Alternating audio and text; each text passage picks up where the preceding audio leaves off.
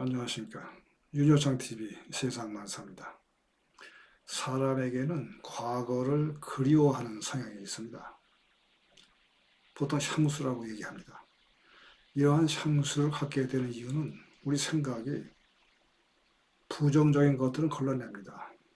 그리고 좋았다고 생각되는 것들은 간직하려는 성향이 있습니다. 그래서 과거를 생각할 때 어떤 긍정적인 관점을 만들어냅니다. 이로 인해서 과거가 더 행복했고 좋았다고 생각하게 되는 경향이 있습니다. 오늘은 이와 관련된 내용입니다. 우리가 사는 곳을 옮겼을 때 옛 주거지나 고향에 대한 향수를 갖게 됩니다. 학교를 졸업하면 학창시절을 그리워하게 되죠. 사랑하는 사람과 헤어진다면 그 사람을 또 그리워하게 됩니다.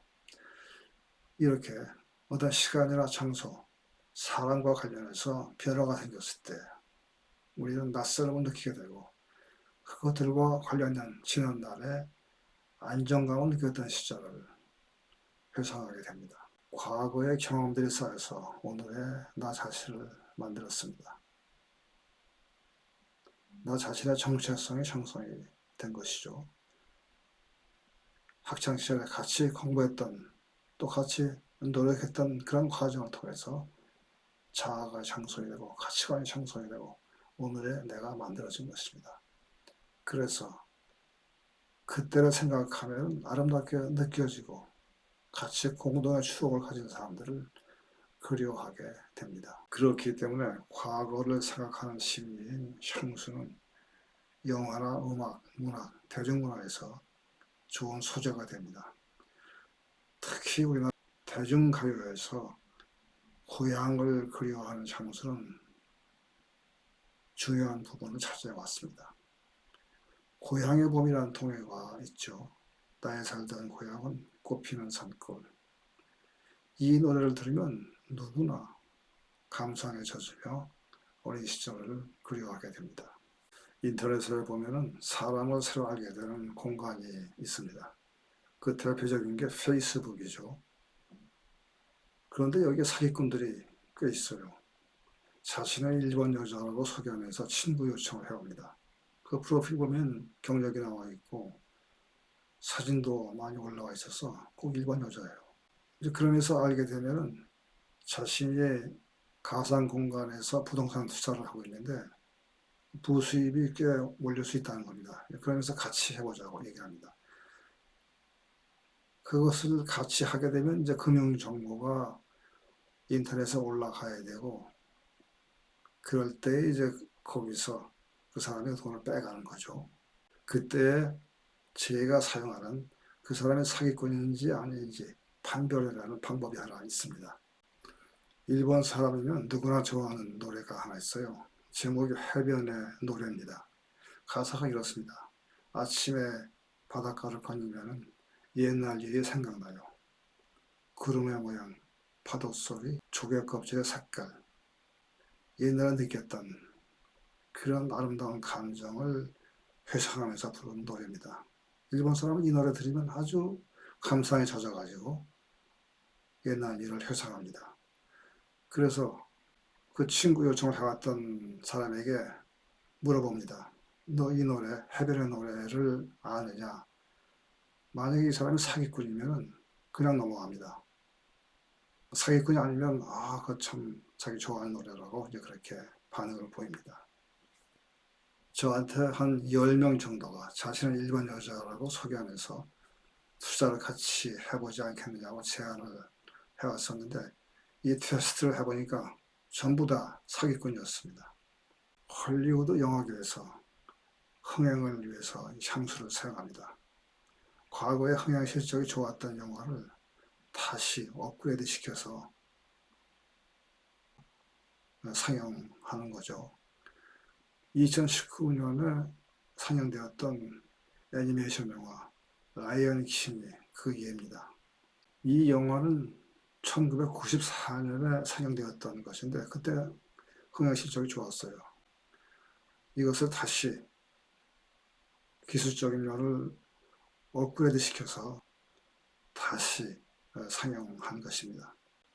영화 라이언 킹의 내용은 관객들에게 친숙합니다. 이런 친숙함이 원작과 함께 성장한 관객들에게 향수를 불러 일으키게 됩니다. 그리고 1994년에 원작에서 사랑받았던 노래가 2019년에 다시 나온 영화에도 그대로 들어가 있습니다. 패션 산업에서도 향수를 활용합니다.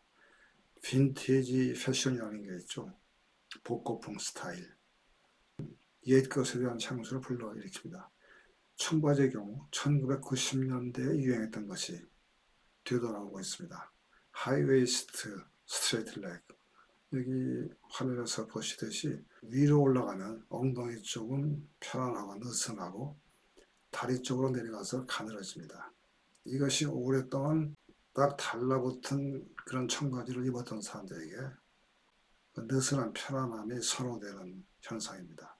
의류뿐 아니라 가전제품에서도 빈티지 스타일이 등장합니다. 아주 옛날에 사용했던 라디오가 있어요. 그 라디오를 기능과 성능은 많이 개선되었다 하더라도 그 모양이랑 느낌을 옛것을 그대로 차지하면서 소비자와의 연결고리를 만들게 됩니다. 옛것에 대한 향수를 느끼면서 다시 돌아가고 싶은 아름다운 과거라는 말을 많이 합니다. 그것은 우리가 어떤 것을 가지고 있을 때 그 소중함을 모르다가 그것을 상실하고 날 때 그 소중함을 느끼기 때문에 그렇습니다. 마치 사람이 건강할 때는 건강의 소중함을 모르다가도 아플 때 건강이 얼마나 소중함을 느끼는 것과 같습니다.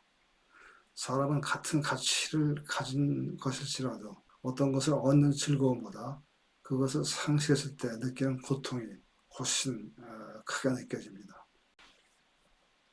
사람은 어떤 긍정적인 경험에 대해서 빠르게 적응합니다. 그래서 어떤 것을 얻게 되었을 때 처음에는 아주 좋아하다가 시간이 지남에 따라서 곧 적응하고 그 좋아했던 감정은 사라지게 됩니다. 그래서 가지고 있는 것을 과소평가하게 됩니다. 반면에 어떤 것을 잃었을 때는 그 없는 상태가 예민하게 느껴지고 그것이 중요하게 생각이 됩니다. 위대한 개츠비라는 제목의 소설이 있습니다. 1920년대 미국 사회상을 그린 책입니다. 그 주인공 개츠비는 과거에 대한 미련을 떨쳐버리지 못하고 살다가 결국은 목숨까지 잃게 된다는 내용입니다. 개츠비에게는 데이지라는 사랑하는 여자가 있었어요.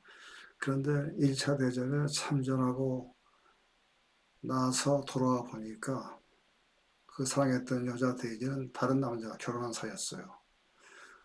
개츠비는 돈을 많이 모았기 때문에 얼마든지 새로운 출발을 할 수 있었음에도 데이지를 단정하지 못합니다. 그런데 데이지는 남편과의 결혼 생활이 사랑은 없었고 행복하진 않았지만 현재 안락한 생활을 그대로 유지하기로 결심합니다. 그럼에도 개츠비가 계속 데이지에게 미련을 가지고 접근하기 때문에 당연히 데이지의 남편에게 질투를 사게 되고 결국은 개츠비는 총에 맞아 죽게 됩니다. 이 책에서 말하려고 한 것은 물질적인 부를 추구하는 미국인의 생활, 그러면서도 정신적으로는 빈곤한 상태, 미래에 대한 비전이 없는 상태. 그렇기 때문에 개츠비가 과거에 집착하면서 결국은 비극적인 최후를 맞이하게 된 것입니다. 그런 식으로 과거를 그리워하면서 오늘을 살아가는 미국인의 모습을 나타냈습니다. 그래서 다시 돌아가고 싶은 아름다운 과거가 과연 있는가? 이런 질문에 대해서는 다시 돌아간다 하더라도 사람은 그 상태에 곧 익숙해지기 때문에 그 상태에 만족할 수가 없게 되므로 다시 돌아가고 싶은 아름다운 과거는 없다고 말할 수 있지 않을까 그런 생각을 해봅니다. 오늘은 여기까지입니다. 함께 해주신 시간 감사합니다.